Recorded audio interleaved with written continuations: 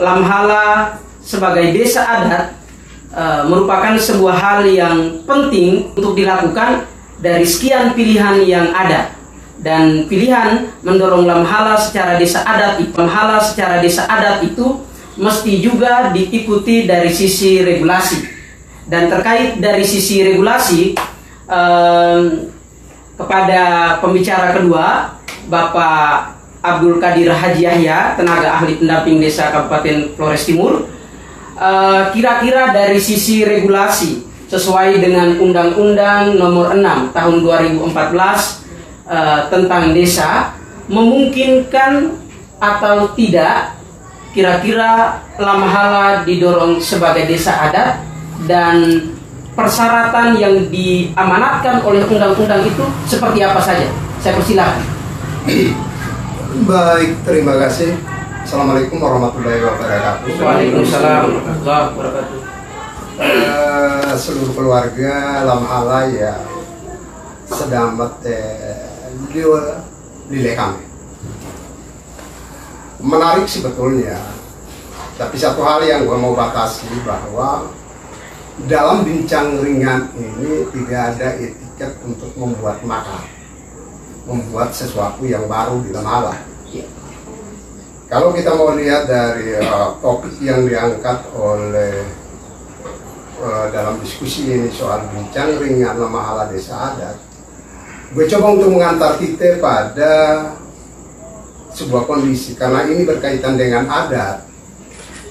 Gue coba untuk menjelaskan beberapa fase yang kita lewati, kaitannya hamparan Lembo ini ketika ada dan lain sebagainya dalam perspektif Lamhala dalam pusaran peradaban. Fase yang pertama kita lewati adalah fase Nolonai Tanatawai Kanggere Buta Bete Walamala, sebuah area yang masih belum ada penghuninya. Kemudian masuk pada fase yang berikutnya adalah fase orang-orang yang berdatangan dan memilih lokasi yang sekarang dan hari ini kita sebut dengan Lamhala. Tentunya sebagai orang yang datang ini kita tidak perlu lagi menceritakan tentang itu, tapi itu adalah kaitannya dengan penuturan-penuturan yang ada. Tapi dalam ini gue tidak menjelaskan secara detail kaitannya itu. Kemudian masuk pada fase ketika sudah sekelompok orang begitu banyak menjadikan itu riang, kemudian suku, lalu terciptalah Republik Lamhala. Artinya Lamhala ini dibentuk. Lamhala ini kuat itu akibat daripada sesuatu yang menarik yang ditinggalkan, yang diwariskan oleh leluhur, adalah sesuatu yang sangat luar biasa. Baik kita tinjau dari pendekatan akademis maupun apanya, kita bisa memahami bahwa orang tua dulu itu terlalu sangat pandai, sampai mendesain sebuah struktur adat yang begitu bagus. Sebuah etika yang begitu menarik adalah ketika pembagian tugas. Tidak pernah ada intervensi di antara dalam tatanan struktur adat yang ada bela telo kapitan pulau dan pegawai lema itu. Begitu indahnya mereka memanage tanah ini, sehingga kehebatan Lamhala itu ribung kira di mana saja juga menganggap Lamhala itu adalah sesuatu dan melahirkan orang-orang cerdas. Itu pada fase awalnya. Kita tidak usah melihat bahwa fungsi tugas jelas. Yang menjadi pegawai lema ya tugasnya pegawai lema. Tapi tidak pernah ada intervensi. Semua sama-sama tobo bangun bicara di balai lolo, lalu bicara kaitan dengan tornado ham.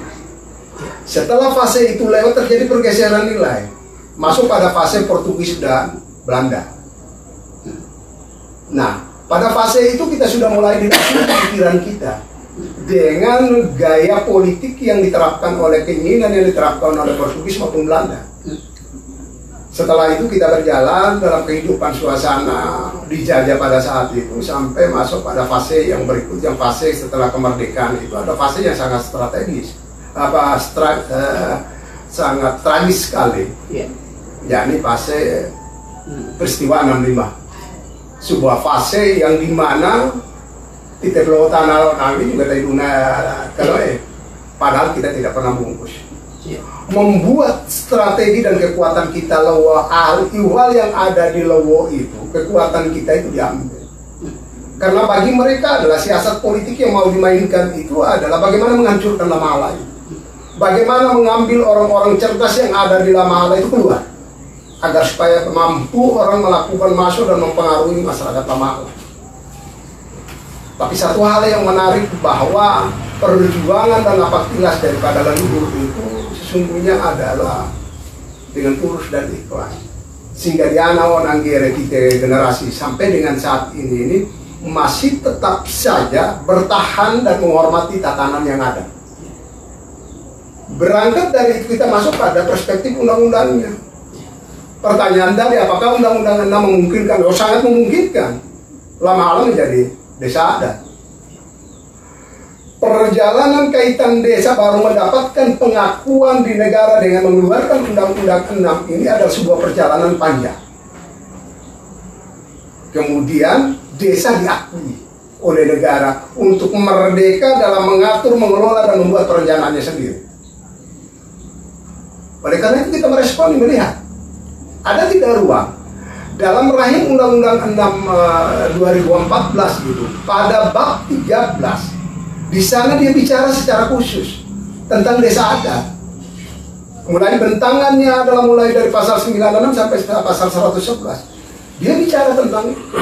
Di pasal 96 dia mengatakan bahwa pemerintah daerah provinsi, pemerintah daerah kabupaten menetapkan desa adat berdasarkan perda.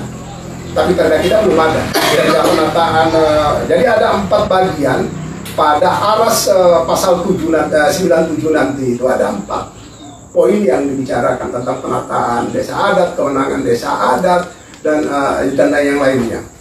Tapi kita masuk pada yang pertama, langkah pertama adalah soal penataan desa adat.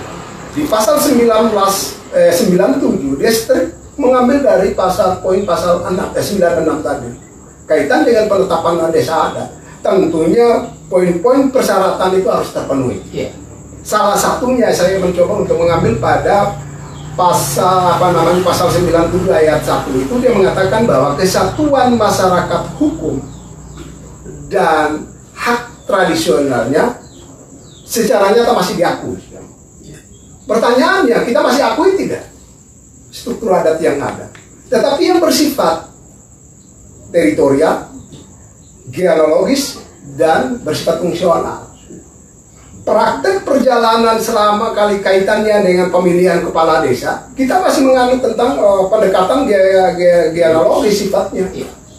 Dari sisi nasab, silsilah bukan silsilah keluarga, tapi silsilah sejarah bahwa yang menduduki kursi kepala desa adalah mereka yang berasal dari, kalau kita pakai pendekatan lama, itu adalah masih menggunakan bahwa yang bapak pemerintahan adalah Bela Solo.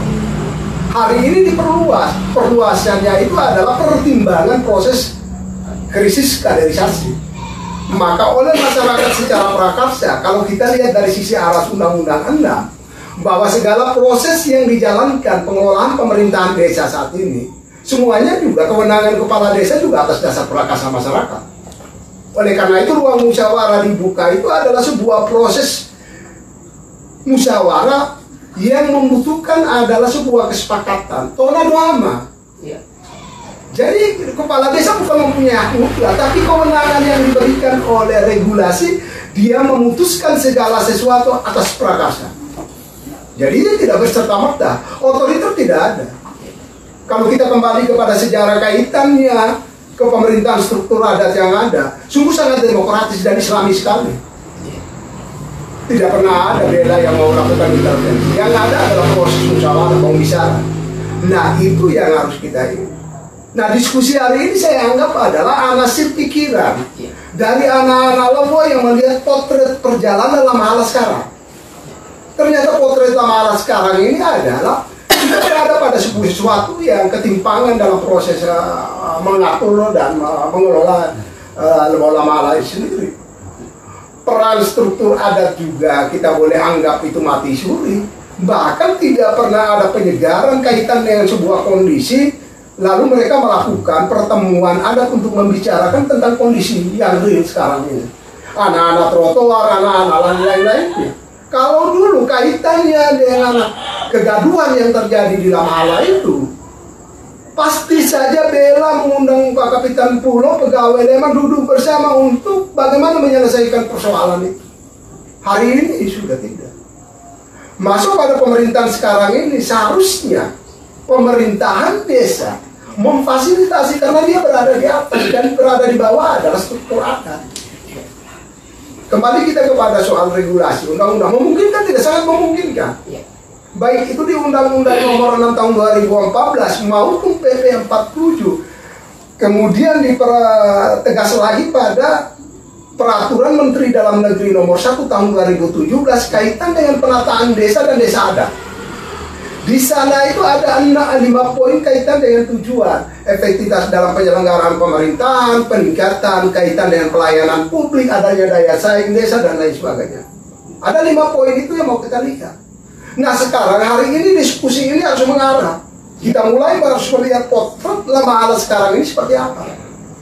Apakah penyelenggaraan pemerintahan di desa administratif atau desa dinas ini berjalan bagus atau tidak? Bahkan ada selentingan orang mengatakan Lamala kajak-kajak aja, lebo diatur jadi alam. Lebo nanti atur jadi alammu terlalu sangat mudah diatur. Jika peran daripada mereka yang lain yang tobo di Wato Pulau Kai itu pegawai Lemakan semua sama-sama mengambil bagian. Hari ini kita sangat-sangat berjalan juga, tidak pernah meminta pikiran-pikiran adat. Ketika roda pemerintahan ini dijalankan, harusnya juga mendapatkan suntikan atau kasih pikiran dari mereka yang berada pada struktur adat itu. Di pemerintahan daerah Kabupaten Flores Timur baru mengeluarkan Pergub Nomor 8 Tahun 2016 tentang kewenangan desa. Di kewenangan desa itu dia bedah ada 2, kewenangan hak asal usul dan kewenangan lokal berskala desa. Di kewenangan hak asal usul itu dia breakdown pada 4 bidang yang terposting pada postur APBD itu. Bidang penyelenggaraan pemerintahannya dibicarakan, ruang lingkupnya seperti apa, kaitan dengan hak asal usul. Nanti bisa dilihat pada lampiran itu. Kemudian pada bidang pembangunannya seperti apa, salah satu poinnya adalah gotong royong. Pada kegiatan pemberdayaan masyarakatnya seperti apa diatur.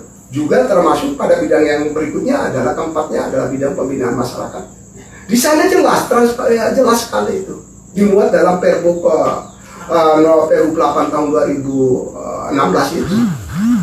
Jadi sangat dimungkinkan. Saya malah berpikir dalam konsep saya itu, kalau mau Lamala itu kita bawa ke dalam desa adat, maka kolaborasi ataukah pemerintahan yang sekarang ini dalam rangka meningkatkan pelayanan publik, karena mari mau bela kajak-kajak aja, maka mari kita kolaborasikan struktur adat masuk dalam struktur pemerintah. Kita balik. Boleh saja kepala desanya tetap dari Bela Telok, tetapi dusunnya kita perluas menjadi dusun pulau. Yang kita ambil adalah person yang berada pada waktu Kapitan Pulau Kato. RT-nya ya kita ambil suku yang berada pada kapitan itu. Selesai, dan itu mudah. Tidak ada yang salahnya. Cuman saja bahwa mari kita diskusi dan secara terbuka melihat potret legonya. Jangan melihat siapa subjek yang berbicara. Kalau mau sesuatu yang baik itu kita lawan. Jadi seperti itu. Barangkali itu pikirannya. Terima kasih. Karena kita ringan jadi tiko darana nyaki tanggapan efektif terkodakan. Betul.